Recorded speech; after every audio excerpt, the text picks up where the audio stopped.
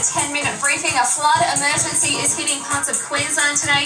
We've had a deluge over the last week. Now, this is coming into us from Western Queensland, where we are forecasting major flooding to continue right into the weekend. Definitely will. All this talk about the coast. Let's not forget what's happening in Western Queensland. Winton, for example, more than 250 millimetres of rain over the past week. They've had a major flood peak earlier this week. Now, there, the river level's dropping. So through parts of the central west, they've already had their peak, but further downstream around the Gulf of Carpentaria, that peak will be coming through over the next week. The rainfall has been absolutely relentless across tropical Queensland and through the interior, of course.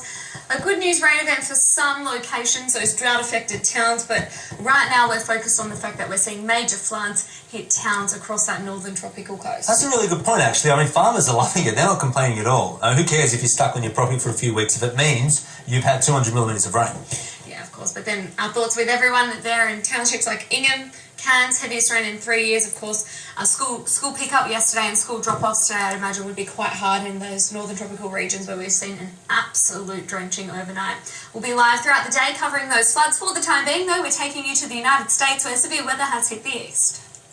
A second nor'easter is pounding the East Coast. Whiteout conditions for much of the day, up to 3 inches of snow an hour from New York City to Philadelphia. In some areas, thunder snow. In Philadelphia, members of the Northeastern women's basketball team used their muscles to push their bus out of the snow. Commuters at a standstill. Drivers on several New Jersey highways were stranded for hours, including an ABC News sound technician. What I heard was that it was a tractor-trailer jackknife, and I guess I don't know if they have to unload it. I just have faith that eventually I'll be out of here. Nearly 3,000 flights were canceled, another 2,100 delayed. You able to fly out of here today? Nah, not at all. Trains ground to a halt. We're stuck because there's no power west of New Haven.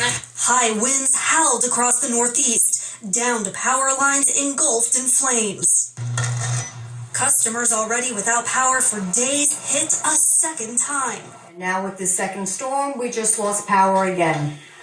I am tired of this. Folks are frustrated, and count me among them. We got to do a post-mortem and figure out how we can still have 20,000 outages, and then, of course, have this hit us.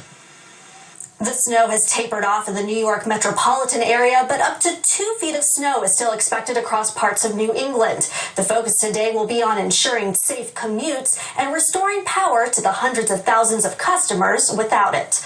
Arlette Saenz, ABC News, Washington.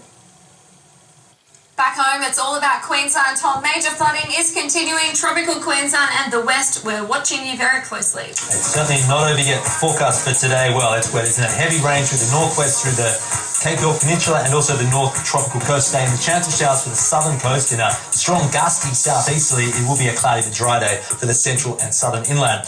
New South Wales today, we've got the chance of showers for the coast and the ranges, mostly in the north. There was some morning fog. It's already cleared away from the southern inland. Warm day in the west, Cobar 31, Broken Hill 33. Now for southeastern Australia, we're stuck under a ridge of high pressure at the moment, which is why we have warm, sunny conditions. 31 the top of Melbourne, 35 in Mildura, about 7 degrees above average for much of Victoria today.